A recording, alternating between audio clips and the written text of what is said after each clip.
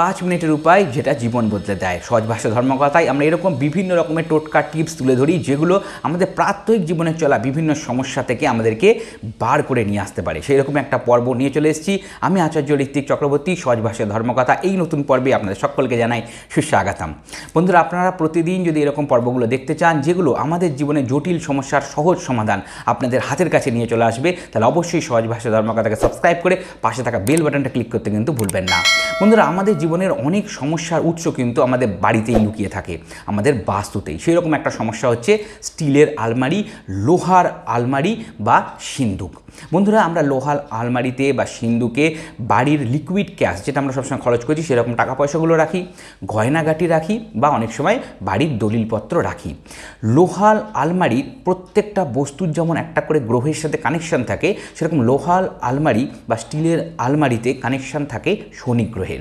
উল্টো দিকে আমার যে লিকুইড ক্যাশ অর্থ, সেটা চন্দ্র গ্রহের সাথে কানেক্টেড, আবার সোনাদানা বৃহস্পতির সাথে কানেক্টেড। তাহলে এইরকমভাবে যদি কোনোভাবে গ্রহগুলো কুপ্রভাবে বা কোনো খারাপ কানেকশানে চলে আসে জন্মছকে গোচরে, তখনই কিন্তু আপনাদের নানা রকম দিক থেকে দেখবেন সমস্যা আসছে এবং আপনারা টাকা ধরে রাখতে পারছেন না।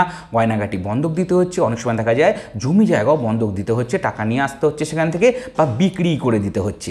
এই যে সমস্যা, এই যে একটা গুরুতর প্রবলেম, সেটার থেকে নিষ্কৃতি পাওয়ার কী উপায় আছে, সেই বিষয়ে আজকে আলোকপাত করব। বন্ধুরা, এর জন্য আপনাদের যেটা লাগবে সেটা হচ্ছে দুটো উপায় করার দরকার। একটা হচ্ছে, প্রথমে টাকা পয়সা গয়নাগাটি যখন আপনারা লোহার আলমারি বা সিন্দুকে রাখছেন, তখন আগে ডাইরেক্ট, অনেক সময় পেপার দিয়ে অনেকে রাখে, কিন্তু যেটা দরকার সেটা হচ্ছে একটা লাল রঙের কাপড় বা হলুদ রঙের কাপড়, সেটা পেতে তার উপরে আপনারা এই জাতীয় জিনিস, অর্থাৎ টাকা পয়সা গয়নাগাটি বা আপনাদের যে দলিল কাগজপত্র রাখছেন সেটা রাখবেন। কখনই ডাইরেক্ট লোহার ওপরে কিন্তু এই সমস্ত জিনিসগুলো রাখবেন না। তাহলে কি বললাম? প্রথম উপায় হচ্ছে লাল কাপড় বা হলুদ কাপড় পেতে তার উপরে এই জাতীয় জিনিস আলমারির মধ্যে আপনারা রাখবেন। সেকেন্ড যে উপায়টি আছে, অত্যন্ত গুরুত্বপূর্ণ উপায়। এই উপায়টা করতে গেলে আপনাদের একটা লাল কাপড় লাগবে, তার মধ্যে আপনারা শুকনো, একদম ড্রাই যে খেজুরটা হয়, একদম শুকনো খেজুর, সেটা 7খানা নিয়ে নেবেন, আর তার উপরে একটুখানি কেশর ছিটিয়ে দেবেন। কেশর আপনারা বিভিন্ন যে মুদিখানার দোকান সেখানে পেয়ে যাবেন, কেশর একটু ছিটিয়ে নেবেন, নিয়ে ওটাকে একটা পুটুলি বাঁধবেন। বেঁধে আপনারা বৃহস্পতিবার বা যখন পুষ্যা নক্ষত্র চলছে, সেটা যে কোনো বাড়ি হতে পারে, পুষ্যা নক্ষত্র খেয়াল করতে হবে। প্রত্যেক মাসে পুষ্যা নক্ষত্র আসে, অর্থাৎ চন্দ্র প্রত্যেকটা নক্ষত্রে ট্রাভেল করে। সেরকমভাবে যখন পুষ্যা নক্ষত্রে চন্দ্র থাকবে, এটা আমরা এই পর্বগুলোর মাঝখানেও বিভিন্ন সময় বলি, বিভিন্ন পর্বে পুষ্যা নক্ষত্র যোগ আসলে আমরা তুলে ধরি সেটাকে, সেখান থেকে দেখে নিতে পারেন যে কবে পুষ্যা নক্ষত্র চলবে। তাহলে সেই সময় করতে পারেন, বা যে কোনো বৃহস্পতিবার আপনারা এটাকে করতে পারেন।